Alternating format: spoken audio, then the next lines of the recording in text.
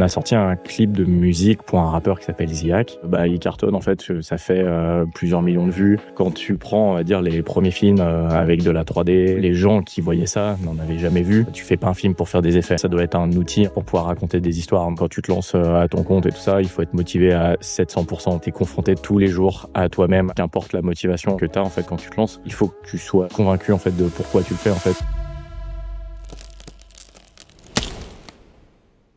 Bonjour Jérémy, merci d'être venu sur le podcast Icebreaker, d'avoir répondu présent à notre invitation. Merci de m'avoir invité. Aujourd'hui, qu'est-ce qu'on va faire? On va aborder différents sujets, différentes thématiques.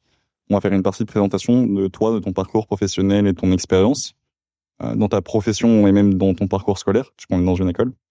On va également aussi parler de ta profession particulièrement en tant que VFX artiste. Et ensuite, on abordera aussi tout ce qui est lié à ton agence de production, agence d'animation VFX, okay, qui est Hocus Pocus Studio. C'est ça. On fera un point dessus. Est-ce que, pour introduire et commencer le podcast, tu pourrais te présenter, toi, de la façon que tu souhaites te présenter, avec les mots qui te plaisent, qui te correspondent? Ok. Donc, je suis Jérémy Angonin. Je suis cofondateur et superviseur du studio Hocus Pocus, qui est basé à Lyon, pas très loin de l'école, au niveau des terreaux. C'est un studio que j'ai monté il y a 11 ans avec mon associé Laurent Basset. Et on travaille depuis 11 ans dans tout ce qui peut concerner l'image, en fait, sur la création soit d'effets spéciaux, soit de 3D pur et dur, en fait, pour des agences de communication, pour des studios de production, pour du clip de musique, de la pub et bientôt de la fiction. Ok, génial. Est-ce que toi, ça fait assez longtemps que tu es dans ce milieu-là? Du coup, ça fait 11 ans. On est dans une époque où généralement les gens changent de plus en plus de travail et restent moins longtemps dans leur job, dans leur emploi, dans leur activité. Est-ce que pour toi, du coup, ce que tu fais actuellement, c'est une passion, une aspiration que tu avais déjà plus jeune, une volonté de faire quand tu étais plus jeune, ou ça arrivait plus tard? Techniquement, ça fait 19 ans que je fais ça. Ok. Donc du coup, faut forcément que ça soit un petit peu une passion. Généralement, les métiers d'art, les métiers comme les nôtres de création, en fait, c'est souvent des métiers passion. Après, c'est difficile des fois d'entretenir la passion. C'est un métier qui est un petit peu exigeant parce que il se renouvelle tous les jours, tous les matins, et encore plus aujourd'hui où les technos vont très très vite. Et donc du coup, il y a des jours où c'est plus compliqué que d'autres d'être passionné parce que il y a les aléas de la vie professionnelle, il y a le fait que des fois, au bout de 19 ans, t'as l'impression d'être à la rue, d'autres où tu fais des projets qui sont super, donc du coup c'est beaucoup plus stimulant. Et donc si, ça reste toujours un métier passion, et puis c'est quand même cool comme métier. Je pense qu'il y a beaucoup de gens qui ont des métiers bien plus durs que le mien. Et après, est-ce que c'était quelque chose que je voulais faire? En fait, à la base, j'avais 2 aspirations, plus ou moins. C'était soit je faisais de l'astrophysique, soit de la 3D. En n'ayant absolument aucun bagage artistique ou quoi que ce soit. En fait, juste une passion. En fait, je jouais beaucoup aux jeux vidéo. J'aimais principalement dans les jeux, j'aimais beaucoup tout ce qui concernait les cinématiques. Et vraiment la partie narrative et la partie création vraiment vidéo 3D à l'époque. Et je pense que c'est peut-être en seconde ou en première que je me suis dit ce serait cool si je pouvais faire ça, au cas où peut-être. Et donc du coup, en sortie de lycée, j'ai proposé à mes parents de faire un seul entretien dans une école pour voir si potentiellement en fait je pouvais intégrer une école, ou sinon après je repartais sur ma voie classique. Et au final, donc j'ai été pris dans cette école, j'ai fait mon cursus et me voilà artiste 3D. Ok, c'est génial. Donc en gros, c'est arrivé à partir de la seconde, première, en tout cas un intérêt ou un questionnement vis-à-vis de ce sujet. Ouais. C'est assez marrant parce que tu as fait un peu une temporalité sur avant et maintenant, et même l'évolution de ton métier, ta profession. Est-ce que tu penses que le métier que tu fais actuellement était le même il y a 19 ans? Est-ce que c'est quelque chose qui évolue continuellement? Est-ce que tu as vraiment l'impression de faire toujours la même chose en réalité? D'être toujours dans le même métier depuis 19 ans? Ou de changer un peu de métier même si tu restes plus ou moins dans le même sujet? Alors, je fais le même métier, ça, il n'y a pas de doute. Je le fais vraiment différemment. Par contre, ça, c'est entre moi de sortie d'école en train de faire ma 3D et celle d'aujourd'hui. ou les effets que je faisais, etc. J'ai l'impression qu'en fait toutes les 5 ans il y a une vie différente de la 3D en fait qui se crée en fait. Et le métier est complètement différent. Toutes les technos avancent super vite. Il y a des choses qu'on faisait avant à la main qu'on fait plus du tout à la main et qui sont automatisées. On a des outils hyper performants sur plein de choses en fait. Aujourd'hui, on a un métier qui est plus simple pour beaucoup de choses, pour toutes les tâches un petit peu redondantes et pas forcément très intéressantes d'un point de vue technique ou artistique. Et après, à côté de ça, on a aussi plein d'outils différents qui nous permettent d'explorer des choses différentes en fait et des techniques différentes. Donc ouais, non, ça reste le même métier. Je fais le même métier qu'il y a 19 ans, mais je le fais vraiment différemment, quoi. Ok, super intéressant. Pour compléter la boucle sur ton profil et sur ton parcours, est-ce que tu pourrais refaire la temporalité de ton parcours professionnel? Qu'est-ce que tu as fait en sortant d'école? Ouais, ça marche. Et ben donc du coup, j'ai fait mes études à Bellecour, où j'ai passé un diplôme professionnel d'infographie. Je suis sorti de l'école, j'ai eu un stage dans un studio qui s'appelait Diplomatic Cover, qui était un studio web communication en fait spécialisé principalement dans le jeu vidéo. Donc du coup, à l'époque, on faisait des sites en Flash et des vidéos, et en gros, ils avaient des besoins en 3D en fait pour ces supports de communication. Donc moi, quand je suis arrivé, j'ai eu l'impression de toucher le Graal du bout des doigts directement en fait, parce que j'ai commencé à bosser sur la communication du premier Rayman et les Lapins Crétins, génial. premier Assassin's Creed. Donc voilà, j'ai travaillé 1 an là-bas où vraiment donc je faisais de la vidéo, de la 3D, enfin je faisais pas mal de choses en fait, mais toujours autour de la 3D. Après, je suis parti dans un studio qui s'appelle Big Company, qui existe toujours à Lyon, où là où j'ai vraiment développé mes compétences d'artiste généraliste. Donc c'est-à-dire qu'en gros, on nous demandait principalement de tout faire sur la chaîne de production en fait de la 3D selon les besoins, sauf la partie animation qui est vraiment un métier vraiment à part pour le coup et très spécifique et qui demande des compétences vraiment un peu plus compliquées à acquérir en fait que simplement essayer d'avancer techniquement. Et donc chez Big Company, j'ai rencontré Laurent qui est aujourd'hui mon associé et Clovis qui est mon ancien associé et au bout de 6 ans avec Laurent, on s'est dit qu'on allait qu'on pouvait potentiellement essayer de voir pour travailler nous-mêmes en fait. Donc en gros, on avait fait un petit peu le tour du studio et on s'était dit que moi personnellement, je voulais rester à Lyon, j'avais pas spécialement envie de bouger à Paris où il y avait pour le coup du travail. Donc en gros, c'était soit je partais vraiment à l'étranger, soit je montais quelque chose. On a discuté avec Laurent, on a essayé de trouver de voir quoi faire. On a commencé par travailler en freelance, tous les deux ensemble, déjà sous le nom caché de Hocus Pocus. Et on a fait, si je dis pas de bêtises, on a fait 8 mois de freelance. Et pour le coup, on a rentré pas mal de boulot. Et du coup, on s'est dit, on se lance, c'est parti, en fait. Et on a vraiment monté la structure pure et dure de la société en avril 2014. Donc, tu es passé par une agence, un parcours un peu plus classique, type salarié, contrat. Ouais, et ça. après, en fait, dans un podcast précédent avec Elsa Migo, on parlait du fait qu'il y avait potentiellement aussi un intérêt, parce qu'on est dans un moment, dans une époque où les jeunes ont de plus en plus envie de se lancer en freelance, d'être autonomes et de développer un parcours seul. On questionnait aussi s'il y avait un intérêt à prendre un parcours un peu plus classique, un peu plus traditionnel, à être dans une entreprise, à avoir un contrat un peu plus où on va pouvoir rencontrer des personnes, découvrir des nouvelles compétences, etc., pour ensuite pouvoir se lancer en freelance ou monter son entreprise avec tout le bagage qu'on a accumulé avec notre parcours précédent. Toi, tu penses que actuellement, avec tous les moyens qu'on a, Internet, les écoles, etc., l'accessibilité aux formations, il y a possibilité de se lancer en freelance et de monter une entreprise ou entreprendre seul, même sans forcément de parcours professionnel, ou tu recommandes quand même d'avoir un parcours professionnel avant, c'est toujours mieux, c'est toujours... Je pense que ça reste malgré tout toujours mieux. Aujourd'hui, tu as tous les outils de la Terre, tu as toutes les formations en ligne possibles pour te lancer et tu as beaucoup de gens qui se lancent et qui réussissent très bien. Mais il y a un truc que du coup tu ne peux pas attraper en fait sur internet ou sur des expériences comme ça, c'est que tu as besoin en fait, je crois, de voir les autres se tromper.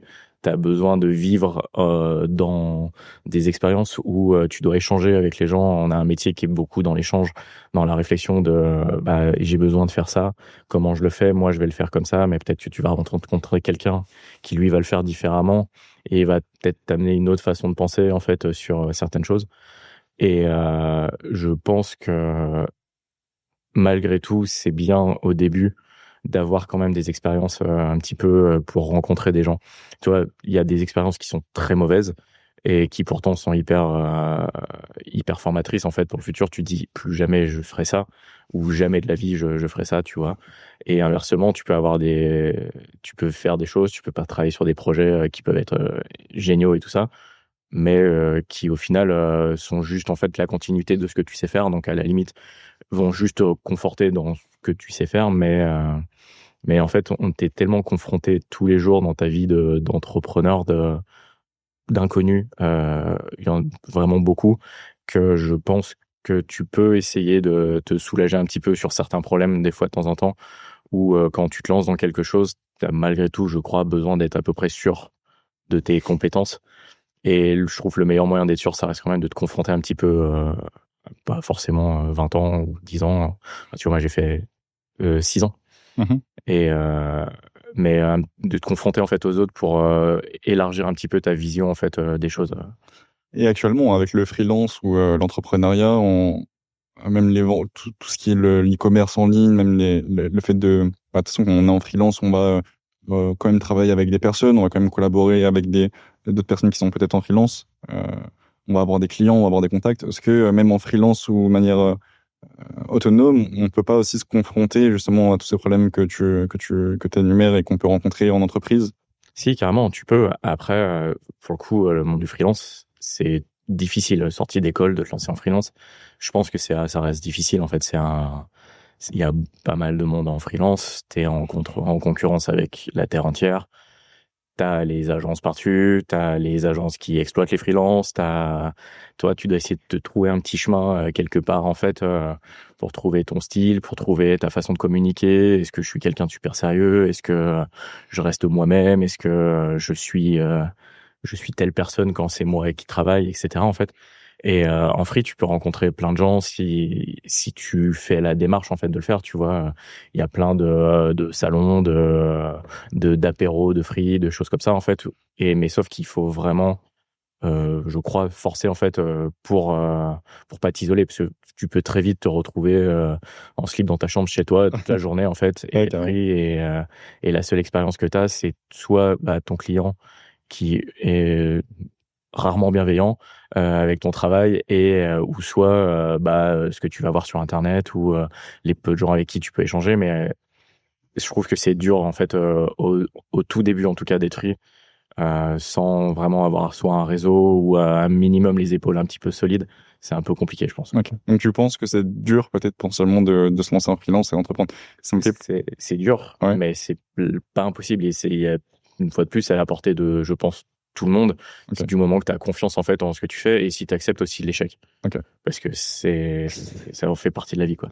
Je pense que le destin nous a mené à ce moment de la discussion, parce que le principe aussi de Icebreaker, c'était d'aller questionner les personnes dans la rue vis-à-vis de certains sujets, et c'est une discussion qu'on avait eue tous les deux auparavant, avant le podcast. On est parti du coup de demander avec l'équipe d'Innov des personnes dans la rue si ils avaient encore une volonté d'entreprendre, si c'était difficile d'entreprendre et de se lancer en freelance.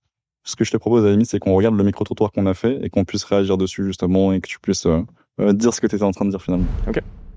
Est-ce que tu devrais lancer une entreprise? Non, j'ai pas assez les connaissances, je suis pas assez motivée pour ça. Je pense honnêtement, vu mon état d'esprit, ça risque d'être compliqué. Je suis quelqu'un de vraiment très stressé et j'ai toujours besoin d'avoir un cadre. Donc me lancer dans une auto-entreprise, je pense que ça risque d'être compliqué honnêtement. Je me vois pas me dire bon moi je vais faire ci, ça. Mais j'avoue moi faire tout toute seule, ça me fait un peu peur en vrai. Pas pour l'instant. Je pense que j'ai pas assez d'expérience dans le monde professionnel. Il faudrait que je prenne un peu plus en maturité et que je prenne confiance en moi.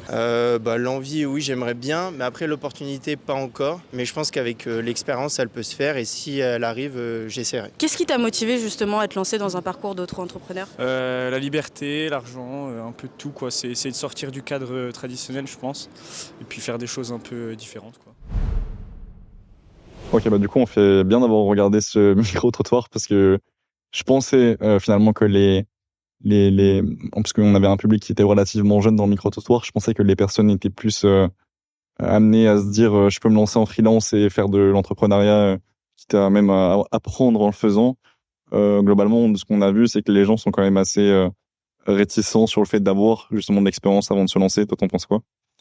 Bah, ça revient un peu sur ce que je te disais, tu vois, où pour moi, je pense que principalement, t'as une histoire sur l'expérience où t'as envie de découvrir un peu le monde de ce que toi tu penses faire en fait avant et confronter en fait tes idées. Après, il y a un truc qui est intéressant, c'est je crois que t'as une ou deux personnes qui parlent de j'aimerais bien, mais je suis pas sûr d'être motivé ou j'ai peur ou tout ça en fait. Et c'est des choses qui sont indispensables en fait. C'est-à-dire que pour le coup, quand tu te lances à ton compte et tout ça, il faut être motivé à 700% parce que pour le coup, ça s'arrête jamais et tu peux pas, enfin, sauf cas exceptionnel, mais tu peux rarement en fait lancer un truc et dire ça va tout se faire tout seul en fait et c'est un monde un peu ingrat malgré tout. Et donc t'as des choses qui en gros t'as pas le choix en fait. Il faut que tu puisses déjà être vraiment motivé. Et il y a une personne qui parlait de la confiance en soi. Et pour le coup, c'est pareil, t'es confronté tous les jours à toi-même, à tes compétences, à tout ça. T'as une grande partie d'entrepreneurs ou de personnes qui se lancent, et encore plus dans les métiers artistiques, qui subissent un peu le syndrome de l'imposteur, tu vois. Ouais, carrément. Et pour le coup, si de base tu te dis je pense pas être capable ou je suis stressé ou tout ça, faut y aller quand même en fait, tu vois. Moi je pense qu'il y a un moment où si au fond de toi t'as la graine en fait de la volonté en fait d'essayer quelque chose, mais tu te dis mais il y a plein de trucs à faire, ça me fait peur, machin, tout ça, lance-toi, au pire tu rates et puis c'est pas grave, tu feras autre chose. Okay. Ou tu recommenceras autre chose, ou en fait c'est malgré tout on a de la chance en fait dans un pays où même si clairement tout ce qui est le côté administratif est très très très compliqué et très lourd, t'as des gens pour t'accompagner généralement, et t'as aussi la possibilité de, si tu rates, bah tu feras autre chose. Ouais, carrément. Enfin, c'est plus dans mon caractère, tu vois, ça peut-être, mais non, ouais, tu peux te lancer, tu fais ton expérience, tu fais 1 an de freelance, 2 ans, je sais pas. Si au bout de 2 ans ça a pas marché, bah tu retournes en entreprise, tu fais autre chose, tu fais une autre formation, ou tu relances un autre truc en freelance, mais différemment. Ouais, il y a carrément une capacité maintenant, une possibilité en tout cas de rebondir, je trouve. Mais est-ce que c'est pas aussi lié un peu à la personnalité ? Moi, je sais que j'ai un peu aussi cette personnalité-là de me dire peut-être essayer d'entreprendre ou même de prendre des choix, quitte à ce que je me trompe et derrière rechanger mes choix ou avoir de nouveaux choix. Mais c'est vrai que peut-être pas tout le monde a cette possibilité-là de se dire bah j'ai peur, je vais certainement prendre des risques, certainement prendre une voie qui n'est peut-être pas fait pour moi, mais c'est pas grave, je surmonte cette peur et je naviguerai entre guillemets dans la tempête, quoi qu'il arrive. C'est clairement une histoire de caractère. Il y a un moment où il faut, ce que je te disais un petit peu avant, c'est qu'il faut accepter l'échec, parce qu'il y en aura toujours, et il faut pas en fait en gros te dire que si tu fais un truc que ça foire, ou je sais pas, tu te lances et c'est difficile pendant 6 mois, ça veut pas pour autant dire que faut remettre en cause en fait tes compétences ou quoi que ce soit. C'est un monde, comme je te disais, qui est assez compliqué, mais il faut le sentir un minimum quand même. C'est vraiment t'as une histoire de caractère quand même là-dedans, à te dire j'entreprends ou j'entreprends pas.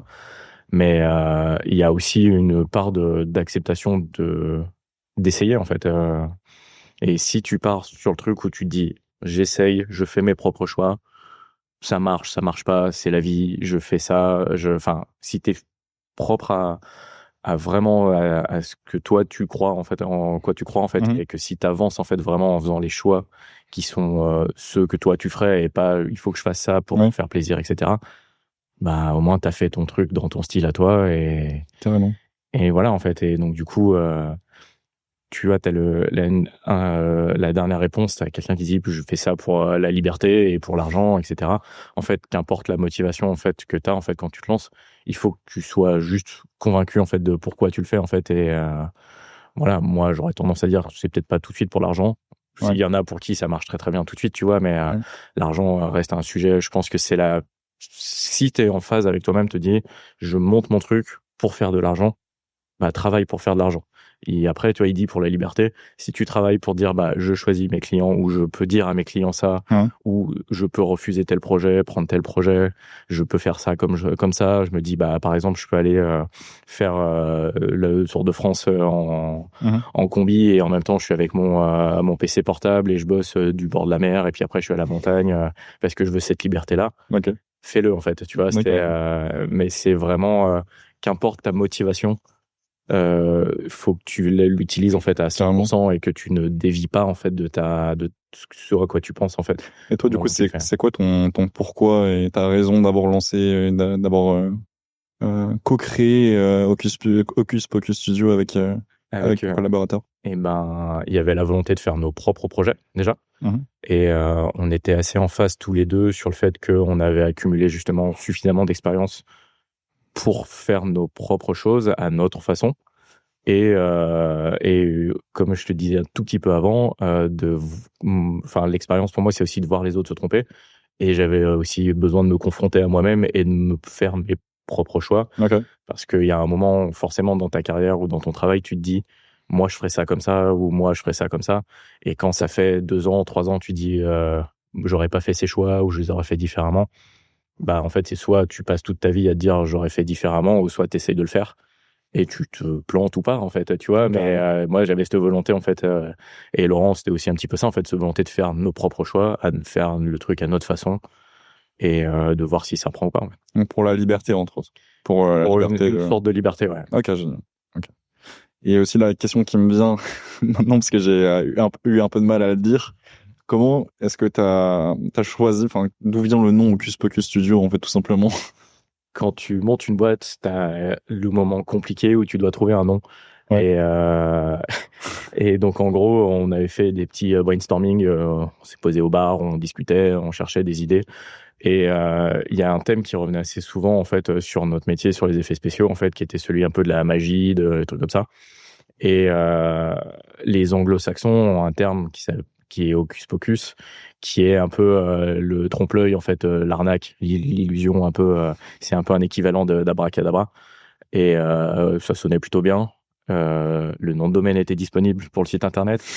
C'est important aussi. Ouais, c'est important. Et même si, en termes de communication pure et dure, sur la stratégie, Hocus Pocus, c'est pas le plus simple en termes à trouver, puisque t'as un Disney en face, un groupe de musique, t'as beaucoup de choses, tu vois. Mais ça sonnait vraiment bien, ça résonnait bien, en fait, en tout cas, sur notre activité, sur l'art du trucage, en fait, entre guillemets, en fait. Et, tu vois, l'arnaque, c'est un peu gros comme mot, mais le trompe-l'œil, en fait, et l'illusion, en fait. Et du coup, ça marche. On est parti là-dessus. Ok. Eh ben, ça tombe parfaitement bien que tu me parles de arnaque et l'art du trucage, parce que c'est vraiment la deuxième partie de notre thématique. Okay. On est parti également demander aux personnes dans la rue ce qu'ils pensaient simplement des effets spéciaux, est-ce qu'ils aimaient encore les effets spéciaux et pourquoi. Okay. On regarde ça et on réagit après. Très bien. T'aimes bien les films avec des effets spéciaux ou en soi tu pourrais t'en passer? Ah non, moi j'adore. Et tu préférerais voir un film avec ou sans effets spéciaux là maintenant? Là maintenant tout de suite, sans. Je pense que ça dépend du type de film, mais moi je préfère quand même avec effets spéciaux. Ça rajoute un truc. J'aime bien un peu dans les paysages ou aussi les créatures. Un peu comme dans Avatar, il y a des types de créatures qui sont faits par effets spéciaux, ou comme dans Game of Thrones avec les dragons, etc. Quand tu vois des effets spéciaux dans les films et tout, genre est-ce que ça te procure le même effet que par exemple quand t'étais plus jeune, maintenant qu'on a de plus en plus l'habitude d'en voir? Oui, mais ça dépend s'ils sont bien faits ou pas, quoi. Ok, donc la qualité de l'effet spéciaux en soi c'est important. Oui, très. Ah bah honnêtement oui, quand on voit un film sans effet et avec effet, j'avoue c'est assez... on a des étoiles plein les yeux quoi. Quand on voit les effets, on se dit bah purée il doit avoir un sacré taf derrière quand même pour pouvoir faire de telles choses. Et ça rajoute toujours un peu plus de vivant on va dire dans le film. Vers 2010 je trouve que les effets spéciaux étaient bien, mais aujourd'hui maintenant je trouve que ça fait trop faux, enfin genre c'est trop... C'est vrai, c'est trop genre. Oui, il y a trop. Les effets spéciaux, moi je trouve ça bien quand même. C'est surtout bien quand c'est deux films, c'est la même série de films, mais le premier a été fait il y a longtemps, qu'on arrive à voir la différence des effets spéciaux. Jérémy, du coup, pendant le micro-trottoir, on a pu voir que pour certaines personnes, les effets spéciaux, c'était pas forcément l'arnaque ou du trucage. Qu'est-ce que tu penses de la vidéo qu'on vient de voir, qu'on vient de regarder? J'aime bien parce que c'est un vrai retour sur le cinéma et en tout cas sur les choses qu'on peut entendre nous dans notre métier en fait par rapport aux effets spéciaux. Et quand tu vois en fait les gens disaient ouais, moi je préfère avoir un film avec des effets spéciaux qu'un film sans. Pour le coup, je trouve que en fait les effets ça doit pas être en fait un sujet au global. En fait, tu fais pas un film pour faire des effets, à part certains films où clairement c'est assumé complètement. Mais normalement, ça doit être un outil en fait pour pouvoir raconter des histoires. Donc techniquement, t'es censé aller voir un film et il y a des effets spéciaux la plupart du temps que tu ne vois pas. Mais t'as des films avec des trucs assumés, des créatures, des machins, des catastrophes ou des choses très très simples en fait. Mais il y a des effets spéciaux maintenant de partout. Mais en fait, aujourd'hui, on sort un petit peu, et je pense qu'on va sortir un petit peu d'un moment où on a mangé un peu fort des films où c'était principalement le sujet. Je pense tout l'univers du MCU où clairement, par exemple, les Marvel et tout ça, où ils se sont un peu trop énervés sur le fait de se dire on va prendre un bout d'histoire et on va les tirer sur 2h30 en mettant à peu près tout ce qui est possible de mettre en fait en termes de destruction, de créatures, de tout ça, et où souvent en fait au détriment en fait de l'histoire en fait. Ils ont fait des films à des budgets colossaux en fait et qui au final deviennent une bouillie narrative et visuelle un petit peu, même si techniquement c'est incroyable. Ouais. Mais de mon point de vue de technicien, ça divertit des gens. En fait, il y a des gens qui sont très heureux en fait d'aller voir ce genre de film. Et après inversement, t'as des films plus indés ou plus qui eux ne se revendiquent pas comme films à effets spéciaux, mais qu'en ont plein quand même en fait de partout. Et donc, je pense que les gens, quand les gens vont au ciné, ils veulent prendre quelque chose dans les yeux, en fait, un truc un peu impressionnant. C'est pour ça que souvent, en fait, on boude un peu, par exemple, le cinéma français, où on dit c'est un peu chiant, c'est un peu machin, parce que c'est souvent des histoires et rarement des robots qui se battent contre des aliens. Donc, du coup, il y a moins le côté, on va dire, spectaculaire en fait, du truc. Mais j'entends aussi, du coup, il y a trop d'effets ou il y a trop de trucs en fait parce que pendant trop longtemps en fait là sur les dernières années en tout cas c'est devenu un sujet en fait. On a des effets, on veut tout détruire et après on met une histoire autour en fait et du coup ça dessert un petit peu je trouve notre métier là-dessus. C'est intéressant vu comme ça parce qu'on me dirait que du coup les rapports sont un peu inversés au fur et à mesure que les effets spéciaux sont développés. De ce que je crois comprendre c'est que pour toi les effets spéciaux doivent servir à nourrir et alimenter l'histoire. Toujours. À l'améliorer, entre autres, et que maintenant on a peut-être changé, le cinéma en tout cas a changé sa méthode de production et a utilisé les effets spéciaux, enfin en tout cas comme repère, comme centre de l'histoire, et l'histoire qui accompagne les effets spéciaux, entre guillemets. Ouais, c'est ça en fait, tu vois, quand tu prends, on va dire, les premiers films avec de la 3D ou avec des FX, les gens qui voyaient ça n'en avaient jamais vu. Personne n'en avait jamais vu, même dans les studios, tu vois, quand ils sont en train de faire Jurassic Park, qui pour moi en fait est à mon œil en fait d'enfant des années 90, le premier film et encore aujourd'hui où j'ai du mal à comprendre en fait et je suis toujours aussi émerveillé en fait à essayer de comprendre comment ils ont pu faire ça en tout début d'années 90. Carrément. Les gens au cinéma ont l'habitude de voir des animatroniques et des robots un peu chelous, tout ça, et là d'un coup t'as un T-Rex incroyable qui est à l'écran, qui crie, qui bave et qui est vraiment réaliste pour le coup et qu'il est encore aujourd'hui. Les gens sortent du cinéma en fait et comprennent pas ce qu'ils viennent de voir en fait, tu vois, et il y a un truc vraiment incroyable. Aujourd'hui, vu que ça s'est un peu normalisé, beaucoup normalisé, les gens en fait savent que tu peux faire ce que tu veux quasiment en fait, et donc du coup, vu que pour tout le monde faire des effets spéciaux maintenant c'est facile entre guillemets, et il faut qu'il soit au service d'une histoire et donc du coup c'est plus un sujet que ça soit des effets spéciaux ou soit en fait qu'il soit invisible comme 90% des effets et sauf que là du coup c'est ingrat parce que tout le monde s'en fout parce que tu les vois pas en fait. Mais en fait ça doit plus être un sujet en fait maintenant que tu sais que tu peux tout faire. Ouais, carrément. C'est marrant même il y a un homme là, qui passait dans le micro-trottoir qui disait que il aimait voir l'évolution avec les effets spéciaux d'avant dans une série de films. Ouais. Et de voir l'amélioration des effets spéciaux pour les films qui suivent. Moi, j'ai plus cette vision inverse, justement, où un peu comme toi, où je suis peut-être plus fasciné de voir avant les premiers films avec l'apparition des effets spéciaux dans les années 90, 2000, de voir comment est-ce qu'ils pouvaient faire d'aussi beaux effets spéciaux alors que c'était quelque chose qui était méconnu du public. Je pense qu'il y avait très peu d'acteurs professionnels qui travaillaient dans ce domaine. Par exemple, si on a un exemple, si je devrais citer un exemple, Le Seigneur des Anneaux, Ouais. qui les premiers films ont été tournés en 2001, réalisés en 2001, il me semble, dans ces années-là. C'est vrai que quand tu regardes Le Seigneur des Anneaux, les premiers Seigneurs des Anneaux, tu peux encore consommer le film comme si c'était un film actuel. Même des fois, tu vois des effets qui... En tout cas, moi, quand je vois des champs de bataille sur les premiers Seigneurs des Anneaux, je me dis que ça peut être meilleur que 80% des films qu'on peut voir au cinéma encore actuellement. En comparaison, ils ont sorti une série sur Amazon Prime des derniers Seigneurs des Anneaux, enfin l'Anneau du pouvoir, exactement. Bah là, il me semble que c'est la production audiovisuelle cinématographique qui a coûté le plus cher en termes d'effets spéciaux et de réalisation. Ouais. Pour autant, la série me parle beaucoup moins que les premiers films d'antan où je trouvais que l'histoire était plus centralisée dans le film et que les effets spéciaux étaient un peu plus aussi cohérents du coup avec l'histoire.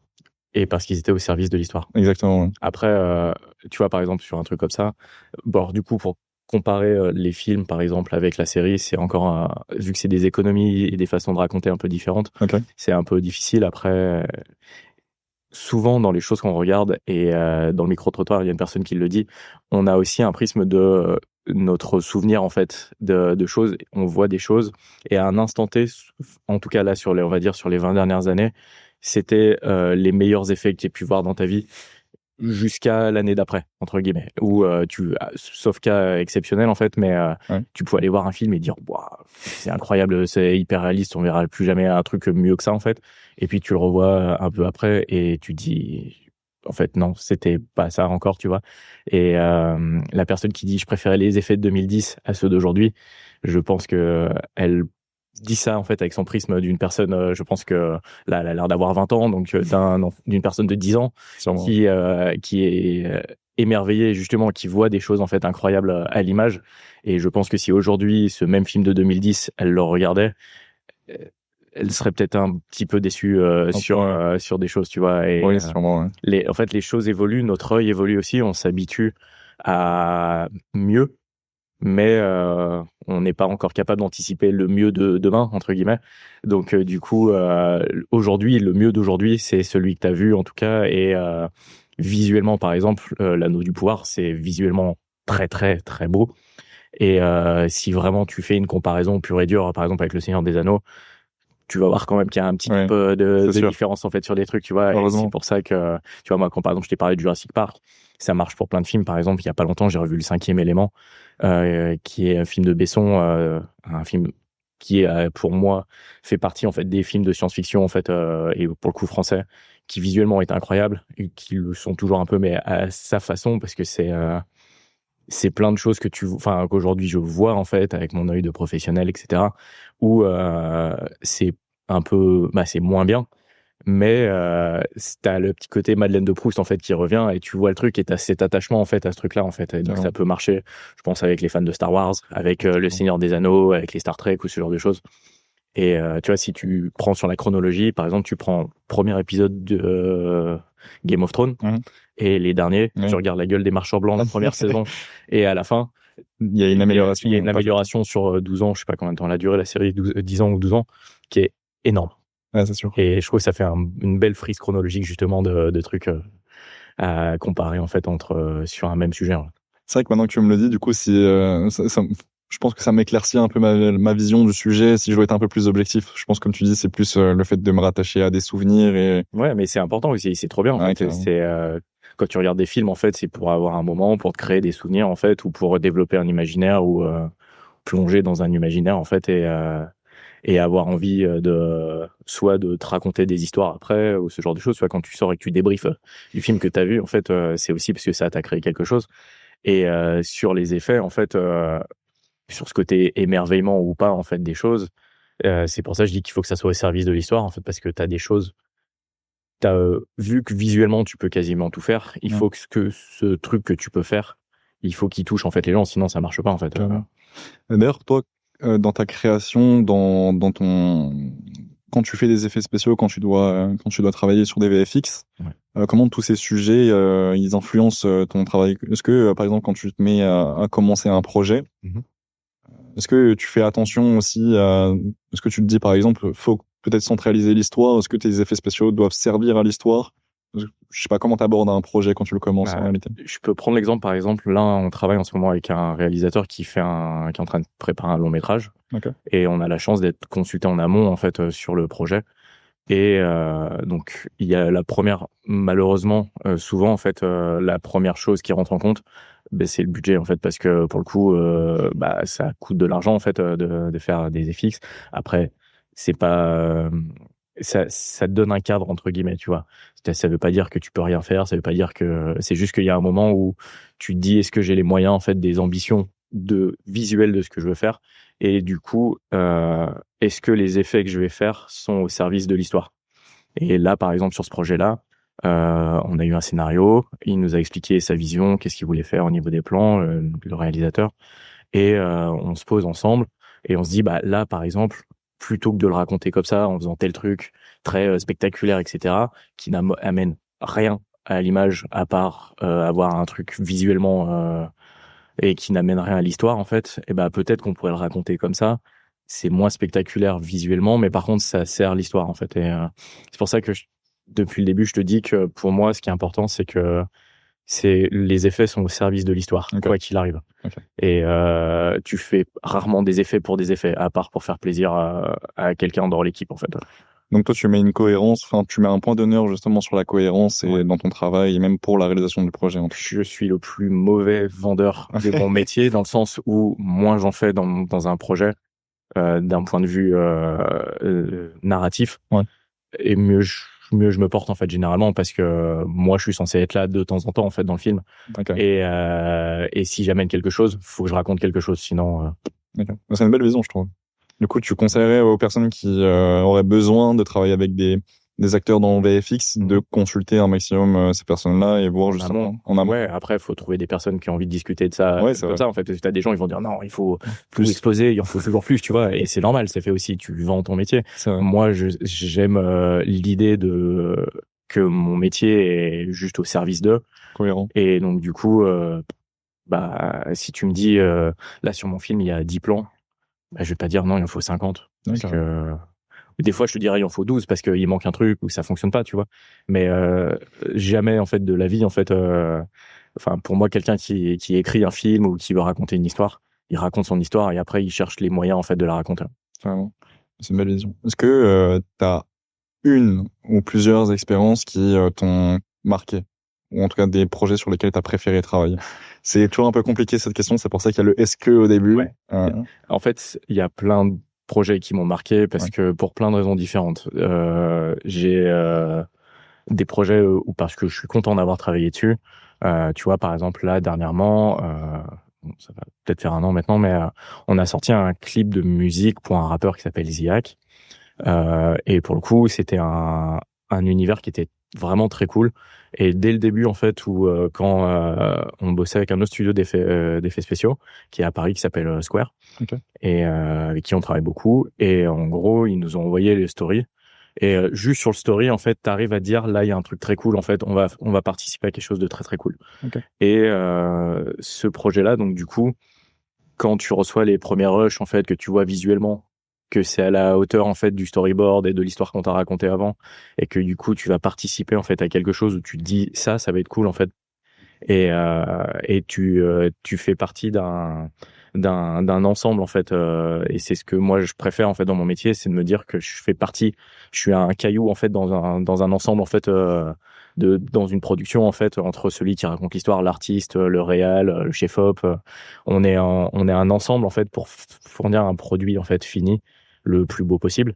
Et quand tu te rends compte, en fait, que chaque petit caillou, en fait, est très cool et que toi tu vas venir mettre ta pierre par-dessus et que le résultat, en fait, tu le trouves personnellement cool et qu'au final il cartonne, en fait, ça fait plusieurs millions de vues, on a pris des prix de meilleurs FX, en fait, donc ça là-dessus, ouais, c'est... il y a eu des prix pour le clip. C'est sur quel clip?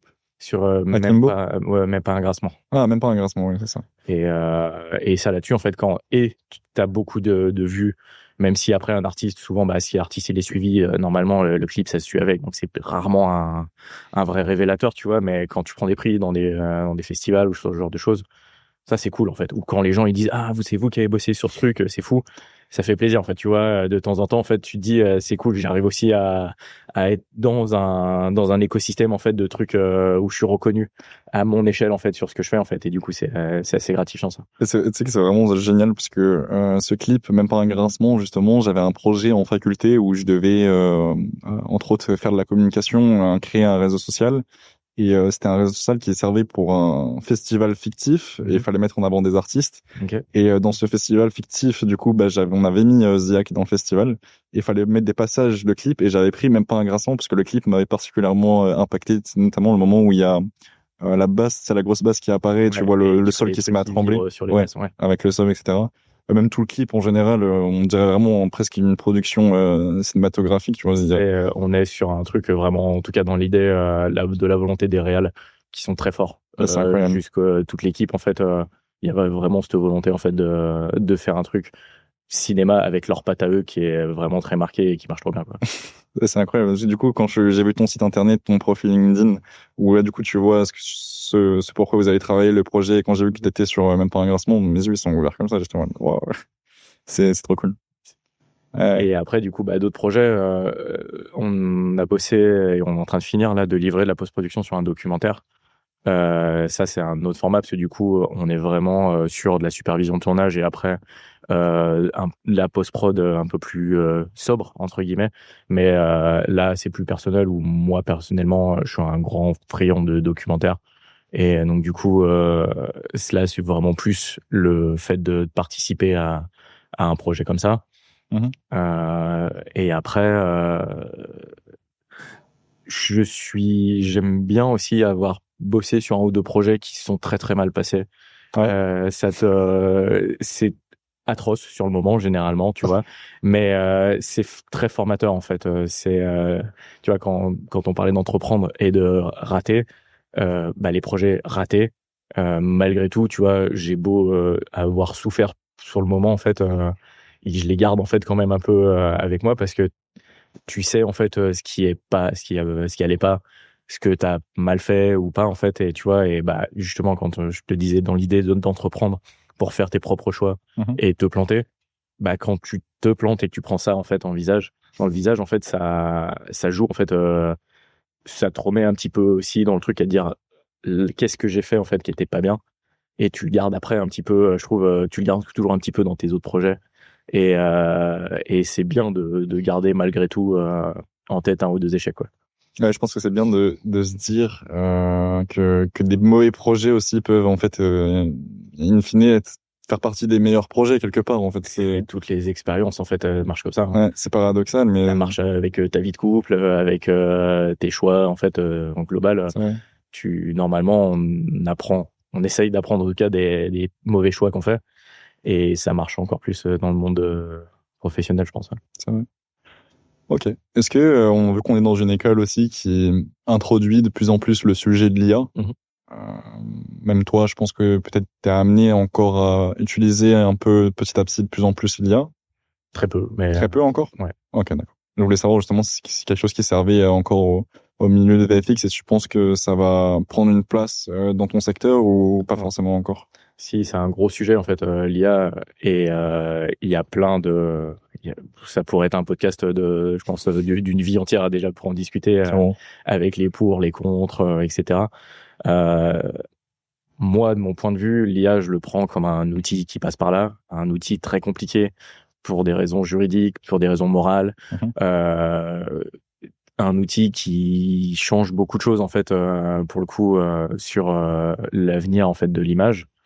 Nous de notre côté en fait, c'est quelque chose qu'on utilise très peu, qui va nous servir principalement en fait en tant qu'outil pour enlever des tâches rébarbatives, comme on a par exemple ce qu'on appelle la rotoscopie, qui est le fait de détourer image par image des objets en fait qui sont dans un plan ou ces choses comme ça. Généralement c'est un truc qui est ingrat, qui fait mal aux yeux et qui est très long et qui est intellectuellement et artistiquement nul. Et donc du coup, tu vois, j'ai pas trop de problème en fait à me dire que pour un truc comme ça en fait, j'utilise de l'IA, même si tu as des personnes qui sont c'est vraiment le métier. Après, bon, souvent c'est dans des conditions discutables, Mhm. mais pour ce genre de choses, en fait, on n'a pas trop de soucis. Après, je sais que tu as des studios qui ont leurs propres IA en local, parce qu'il y a aussi un sujet, ce que je te disais en fait sur la propriété intellectuelle et ce genre de choses, parce que envoyer quelque chose en ligne, c'est le fournir au monde entier. Et normalement, en fait, aujourd'hui, quand tu travailles sur un projet, tu es engagé avec ton client en fait à préserver ces données. Et, sauf que si tu les envoies sur une IA en ligne, bah, les données, elles sont à tout le monde en fait. Donc du coup, mais c'est plein de vides juridiques en fait qui font que du coup, pour l'instant, tout le monde s'en fout un peu, jusqu'à ce qu'il y ait peut-être quelque chose qui arrive et là où du coup les gens se pencheront un peu là-dessus. Mais pour préserver ça, donc du coup, t'as plein de studios qui ont leur propre machine et où ils ont leur propre réseau en fait pour alimenter des IA et pour utiliser de l'IA pour certaines choses en fait. Je sais par exemple que t'as des studios qui utilisent ça pour faire du remplacement facial. Ok. Oui, par exemple, si je dis pas de bêtises, pour l'Hôtel du Temps, un truc comme ça, qui était une Oui. émission en fait. Et en gros, bah, le studio a son IA et par exemple, il faut remplacer un acteur un acteur tourné par un acteur connu. Et donc du coup, ils vont nourrir à partir d'images de cet acteur-là en fait pour pouvoir le remplacer. Après, mais ça reste quelque chose qui est très fermé et très local en fait, et de la technologie locale. L'IA après au global aujourd'hui sur ce que tu peux voir dans les images ou dans les vidéos, il y a plusieurs trucs en fait, et c'est là où du coup c'est mon côté un peu plus contre qui va parler. C'est que là aujourd'hui visuellement une image faite en IA à 99%, je suis capable de te dire c'est une image faite en IA. Ouais, carrément. Ça va très très très très vite et je pense que demain ce sera fini. Mais pour l'instant c'est le cas, et malheureusement en fait ça devient aussi quelque chose où pour les clients, pour les gens, ça devient normal et facile en fait. Tout devient facile. Et sauf que du coup, on en oublie un petit peu souvent la réflexion qu'il faut avoir en fait pour créer une image ou pour créer une vidéo. Donc t'as des personnes, quand t'as un bagage en fait artistique ou un bagage culturel qui est vraiment avec un œil affiné là-dessus, tu peux faire des choses très très bien. C'est devenu accessible à plein de gens qui n'ont pas forcément ce bagage-là, mais qui vont pouvoir créer des choses malgré tout. Mais sauf que souvent, ça fait des choses qui sont très peu cohérentes ou discutables en tout cas, en l'état. Et c'est difficile en fait en ce moment. T'en as de partout. Tu te connectes sur LinkedIn, sur Insta, machin. T'en as dans tous les sens en fait. Et je pense que bientôt, entre guillemets, il y aura forcément un tri qui va se faire parce que ça va devenir cher, je pense. Et parce que au final, bah, si t'as plein de gens qui font plein de trucs, mais qu'à côté de ça, t'as des gens qui se détachent parce qu'ils savent bien le faire malgré tout, et ben entre guillemets, ça va lisser en fait le truc. Et les gens qui étaient pas bons avant avec les outils classiques, ouais, ils vont faire des jolies images, mais si elles sont toujours pas bien en fait, leurs images, bah ils seront toujours pas bons en fait. Ouais, carrément. Ouais, c'est vrai, je pense que même si, comme tu dis, les clients ou n'importe qui pourrait avoir une accessibilité aux IA et pouvoir commencer à peut-être essayer de faire un peu des effets ou des images, ça n'empêche pas que même si on sait très bien prompter et on puisse faire des belles choses visuellement, je pense que les clients ou même les personnes qui utiliseront les IA n'auront pas la vision, comme tu dis, un expert pour apporter la cohérence sur leur projet. Pourquoi mettre tel effet à tel moment? Que demander à l'IA finalement? Pourquoi mettre tel effet? Pourquoi? C'est ça. En fait, ça reste. C'est pour ça que je dis que ça reste un outil entre guillemets, parce que en tout cas aujourd'hui, ça va pas remplacer ton talent entre guillemets ou ton œil, ta capacité de te dire de ce plan-là à ce plan-là. Mon œil il a vomi parce qu'il y a 14 faux raccords et que les trucs sont pas cohérents en fait. Mais t'as des gens en fait, ça choque personne en fait. Donc du coup, c'est pour ça on est censé être des experts entre guillemets dans notre métier. C'est parce qu'on a censé avoir un œil un peu plus affûté que les autres. Et donc du coup, ouais, ça c'est un outil pour l'instant en fait, tu vois. Mais là, depuis 6 mois, on est confronté en fait à nous des fois où on reçoit des briefs pour des pubs, pour des projets qui sont des storyboards générés en IA ou qui ont des concepts générés en IA, tu vois, par exemple, et on reçoit les trucs, bon, tu le sais tout de suite, t'es au courant, d'un coup, ton client, avant, il te faisait des bonhommes bâtons et des trucs, d'un coup, il te fait un storyboard qui visuellement ressemble à quelque chose, mais qui est toujours aussi pourri en termes de narration, en fait, tu vois. Et donc, du coup, ce qui est parfois un peu compliqué parce que le client final, il voit des choses, il se dit mais pourquoi c'est pas comme ça en fait, mon final en fait, t'as mis une journée à me sortir cette image et là tu me dis qu'il me faut un mois en fait pour faire ma vidéo. Et donc du coup, il y a toute une éducation qu'il va falloir faire aussi par rapport à ça, qui va être longue, sûrement, tu vois, et compliquée. Et puis aussi parce qu'il y a un truc qui est compliqué, tu vois. Par exemple, je disais les storyboards. Même si maintenant c'est accessible de faire un storyboard, si tu sais pas raconter une histoire avec des vignettes, bah, ton storyboard il est pourri. Et sauf que malheureusement, aujourd'hui, les concept artistes, les storyboarders, c'est les premiers qui sont touchés très très fort en fait par ça. Okay. Tu vois, un studio comme aux États-Unis, un des plus gros studios du monde, c'est Lionsgate. Lionsgate, ils ont ouvertement dit, nous, on s'associe à Runway, donc gros studio d'IA.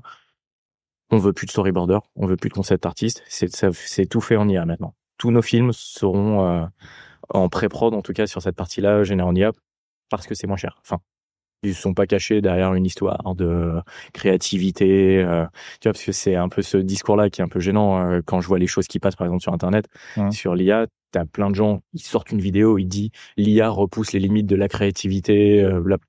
Non, en fait, pour le coup, en fait, et je pense c'est ce qui fâche aussi beaucoup de gens et qui crée beaucoup de conflits que tu peux lire facilement. En fait, c'est que les gens qui utilisent cet outil ont l'impression qu'ils sont en train de réinventer le monde et qu'ils sont capables de faire des choses incroyables.